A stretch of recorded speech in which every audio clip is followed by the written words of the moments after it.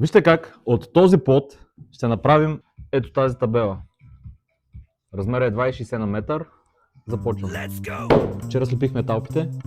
4 броя. 2,70. Предстои изглаждане. Подготвяме програмата за изглаждане с един ап, който си направим с ChatGPT. Виждаме параметрите и зареждане. Програмата е заредена. Плотът е захванат за машината. Сложили сме подходящ инструмент за изглаждане. Стартираме машината.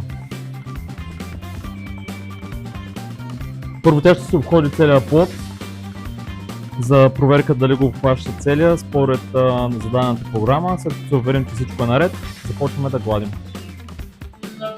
Ето е разликата между изгладено и неизгладено. Истинската програма вече е заредена. Големия надпис е вече готов. И сега правиме един ефект. Плотът е свален от машината и започваме обработка.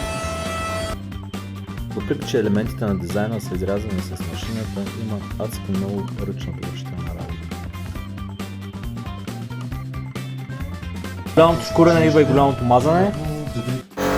Ето и резултата след допълнителната обработка след маслото.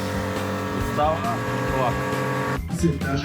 И след първата ръка лак. Остава още една и е готова.